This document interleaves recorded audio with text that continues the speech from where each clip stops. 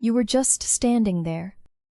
Maybe in the kitchen, maybe in the hallway, maybe in the middle of a room with no particular reason to be standing still, except that the weight of something had stopped you, and you weren't quite sure what to do with it. And then, without warning, without you calling him, he walked over slowly and leaned his entire body against you. Not a quick brush. Not passing by. A full, deliberate, unhurried lean, his weight pressing warm and steady against your leg, your knee, your side. Solid, like he was using his own body to say something that doesn't exist in any language made of words. You probably looked down, smiled. Maybe rested your hand on him for a second before moving on with your day. You figured he wanted attention. That it was just his way of being clingy. But what if it wasn't a request? What if it was an offering? What if your dog, in that specific moment, had sensed that you were carrying something too heavy to carry alone, and responded with the only tool he has? His own body. Because there is something happening inside that gesture that goes far deeper than it looks, and once you understand it, you will never feel that lean the same way again. The obvious explanation is that he wanted something. Attention. Comfort. A sign that you were still there, still his, still the person his whole world is built around. That's where most people land. He's just being needy. He's attached. That's what dogs do when they want to be close. And there's nothing wrong with that read. The attachment is real. The need for closeness is real. But it's only half the story. Because that explanation keeps the entire moment about him. About his needs, his impulses, his desire for contact. It turns you into the passive recipient of something he required, and completely erases the possibility that what actually drove him across that room had nothing to do with what he needed, and everything to do with what he noticed in you. Here's what most people never stop to consider. Dogs don't choose their moments randomly. They don't lean into people who are fine the same way they lean into people who are struggling. If you pay close attention, really close attention, you'll notice that the lean comes most often when the air around you has changed. When something is heavier than usual. When you've gone quiet in a way that isn't peace. He didn't come to you because he needed something. He came because he sensed you did, and the difference between those two things changes everything about what that moment actually was. Emotional wounds don't show up on an X-ray. They don't have a bandage, a specific medication, a clear recovery protocol, but they live in the body. They live in the shoulders that never fully relax, in the chest that tightens without obvious reason, in the skin that, at some deep and mostly unconscious level, learn to expect that closeness hurts. And that is exactly where your dog's lean works. When he presses his body against yours, you receive a very specific type of physical contact, deep pressure, not a light touch, not a brush, sustained, firm, constant weight. And that type of contact activates the nervous system in a way that lighter touch simply cannot replicate. It stimulates sensory receptors that send signals directly to the brain, signals that say the environment is safe, that the body can release its guard, that there is no threat in this contact.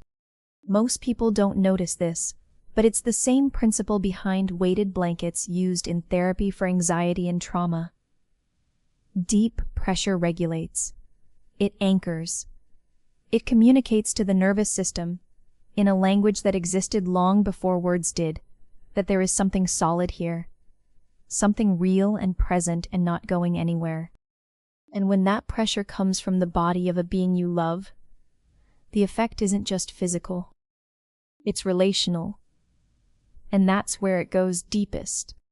Because emotional wounds, especially the oldest ones, were usually born inside relationships, born from abandonment, from rejection, from a presence that disappeared at exactly the moment it was needed most, from affection that hurt instead of healed. And the brain learns from that. It learns to associate closeness with risk. It learns to close off before it can be hurt again. It learns to brace whenever something warm moves toward it, because warm things have left before. Your dog dismantles that learning, slowly, without rushing, without ever failing to show up. Every single time he leans into you, and nothing bad happens, your brain records new information.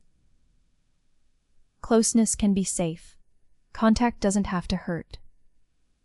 There is a being that moves toward you with no intention of causing pain, with no condition attached to its presence, with no expiration date on its warmth.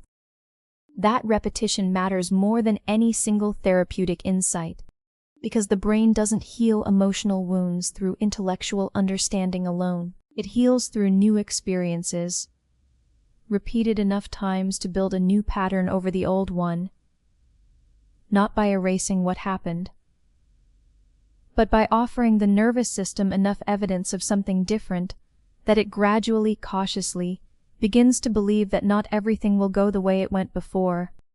And your dog, leaning into you day after day, is building exactly that evidence, one lean at a time. But there's one more layer to this that almost nobody considers, and it might be the most important one. It's the direction of the gesture.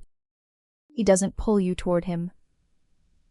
He doesn't wait for you to come close and then accept your presence.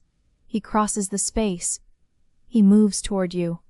He makes the choice to close the distance, and then uses his entire body as the point of contact.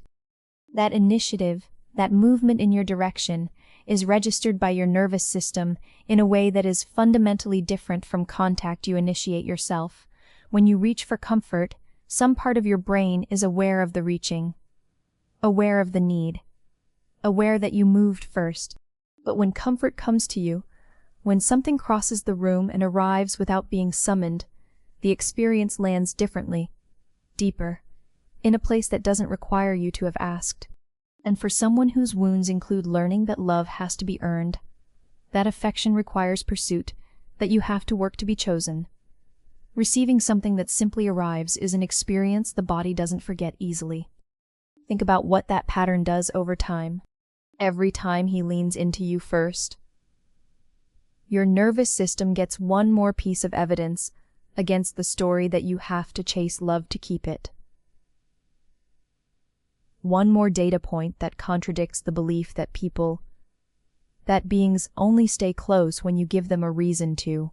One more moment where warmth arrived without conditions, without a transaction, without you having to be anything other than exactly where you were standing. That's not a small thing. For a lot of people, that's the thing they've been waiting their whole life to feel. And here's what makes this even more significant. Your dog doesn't lean into you because you're having a good day. He doesn't reserve this gesture for the versions of you that are easy to be around.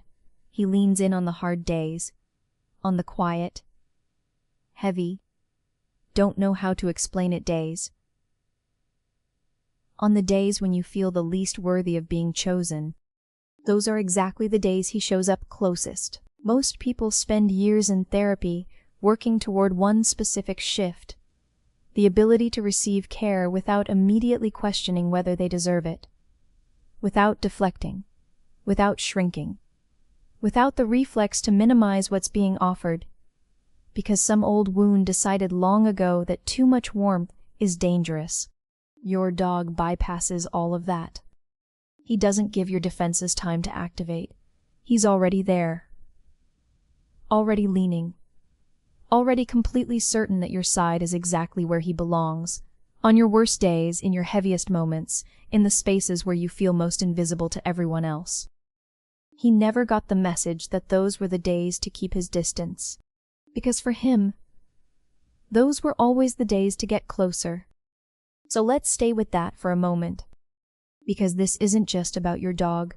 This is also about you, about the wounds you carry that don't have clean edges, the ones that didn't come from a single moment but from a pattern, A long, slow accumulation of times when the person who was supposed to stay didn't. When the affection that was supposed to be unconditional turned out to have conditions. When you learned, quietly and thoroughly, that closeness was something you had to earn and could lose without warning. Most people don't walk around thinking about those wounds consciously. They just live inside the behavior they created, the not asking for too much. The shrinking before someone else has the chance to make you feel small. The reflex of pulling back right when something good gets close. Because somewhere underneath, the body remembers what happened the last time it let something good get close. You probably don't even notice you do it anymore, but your dog noticed. Not the behavior, not the pattern, not the name or the origin or the specific memory attached to it. He noticed something simpler and more fundamental than any of that. He noticed when the energy around you changed, when the weight settled in, when the version of you that knows how to perform okayness got tired and went quiet, and the real version was left standing there with nothing to hide behind. And that's the version he walks toward. Every time. Think about what that means for someone who has spent years feeling like the realest parts of them were the parts most likely to drive people away. Like being fully seen was a risk, not a gift. Like the version underneath the composed exterior was something to be managed, not something to be loved. Your dog has only ever known that version. The unguarded one. The tired one. The one that stands in the middle of a room, not knowing what to do with what it's feeling. That's the version he leans into. That's the version he chooses, deliberately, with his whole body, every single time. He never needed you to be easier to love. He just needed you to be there. And without ever knowing what he was doing, without any awareness of the wound or the history or the weight of what he was offering, he has been showing that version of you, over and over again, that it is worth leaning into, that it is worth staying close to, that it was never something to hide. Here's the truth that's been underneath all of this the whole time. You thought he was leaning on you, that you were the solid one, the stable one, the person he needed to feel grounded, safe, anchored in a world that only makes sense to him because you're in it. And that's true. You are all of those things to him. But while you were being that for him, he was being that for you. Quietly. Consistently. Without a single moment of hesitation on the days when you felt least like someone worth leaning into. He never weighed the cost of getting close. Never calculated whether you were worth the effort. Never decided that today you were too heavy, too distant, too broken in ways that made proximity complicated. He just leaned. Every time. The same way. With the same complete and total certainty that your side was the right place to be. Think about how many times that body against yours was the only solid thing in a moment that had nothing else solid in it. How many times that warmth arrived before you knew you needed it. How many times the simple, physical reality of his weight against yours interrupted a spiral that had nowhere else to go. He was never just leaning on you for support. He was holding you up. And maybe that's the most honest definition of healing that exists. Not the dramatic kind, not the kind that announces itself. But a warm body showing up on the hard days, pressing close without asking permission, and staying there long enough for your nervous system to remember what safety feels like. He brought that to you. Every single day. Without ever knowing how much you needed it. Next time he leans into you, don't shift away. Don't adjust your position out of habit. Don't absent-mindedly move to give him more room. Just let his weight settle against yours and stay there for a moment longer than you normally would. Feel it. The warmth of it. The steadiness of it. The completely uncomplicated reality of a living being choosing your side as the place it wants to be. Not because you earned it. Not because you were having a good day. not because you had anything to offer except exactly where you were standing. Let that land somewhere deeper than your thoughts, because somewhere in all the ordinary moments you moved through without stopping to notice, something was happening that no one named and nothing celebrated. A slow, quiet, patient healing, delivered not in a clinic or a conversation or a carefully chosen word, but through pressure and warmth and the simple repetition of a body that kept showing up against yours, day after day, without fail, without conditions, without ever once deciding that your wounds were too deep to lean into. You have been held this whole time. You just didn't have the words for it yet. If this reached something in you, share it with someone who needs to feel it today. And if you want more about the quiet ways dogs heal the humans who love them, we have so much more coming. We'll see you in the next one.